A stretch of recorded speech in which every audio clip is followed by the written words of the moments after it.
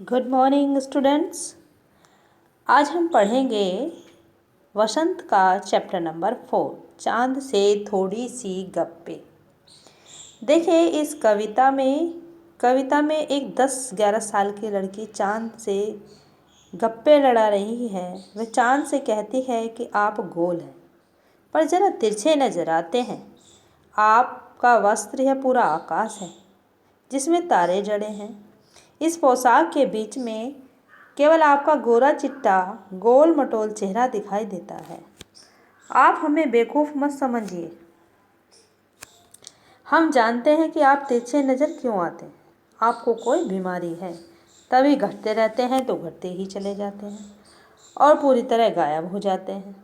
फिर बढ़ते हैं तो बढ़ते ही चले जाते हैं जब तक पूरा गोल न हो जाए। पता ही नहीं क्यों, पर आपकी यह बीमारी ठीक ही नहीं होती।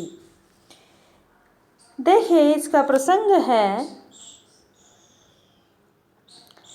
इसमें पहले संजय में कहा गया है, गोल है खूब मगर आप तिरछे नजर आते हैं। जरा आप पहने हुए हैं कुल आकाश तारों जड़ा, सिर्फ मुंह खोले हुए हैं अपना गोल चिट्ठा गोल मटोल। देखिए, लड़की बैठी है और बता रही है, चांद से बातें कर रही है और कह रही है कि आप कैसे नज़र आते हैं।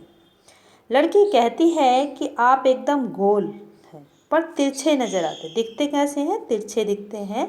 यह तारों जड़ा पूरा आकाश आपकी पोशाक है और आप इसे पहने हुए हैं।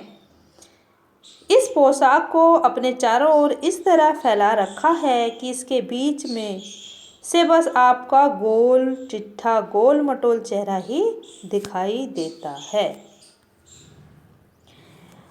आप अपनी पोशाक को फैलाए हुए चारों सिमत आप कुछ तिरछा नजर आते हैं। जाने कैसे? खूब है गोकी, वाह जी वाह, हमको बुद्धू ही निरा समझा है। हम समझते ही नहीं जैसे कि आपको बीमारी है। अब क्या कह रही है लड़की? शमशेर बहादुर सिंह, इस कविता के जो लेखक हैं, वे क्या कह रहे हैं कि लड़की कहती है कि आप भी अजीब हो, पता नहीं कैसे तिरछे नज़र आते हैं, पर आप मुझे मूर्ख न समझिए। मैं कहती हूँ कि आपको कोई बीमारी है। आप घटते हैं तो घटते ही चले जाते हैं और बढ़ते हैं तो बढ़ते ही चले जाते हैं। तो बस यानी कि बढ़ते ही चले जाते हैं, दम नहीं लेते जब तक कि बिल्कुल ही गोल न हो जाए। बिल्कुल गोल, यह मर्ज आपका अच्छा ही नहीं होने में आता। अब कह रहे हैं शमशेर जी बहादुर सिंह इस कविता में कह रहे हैं कि लड़की कहती है कि जब आप घटना शुरू होते हैं तो घटते ही चले जाते हैं और बढ़ना शुरू होते हैं तो तब तक बढ़ते जाते हैं जब तक पूरे गोल न हो जाएं। आपकी यह बीमारी ठीक ही नहीं होती।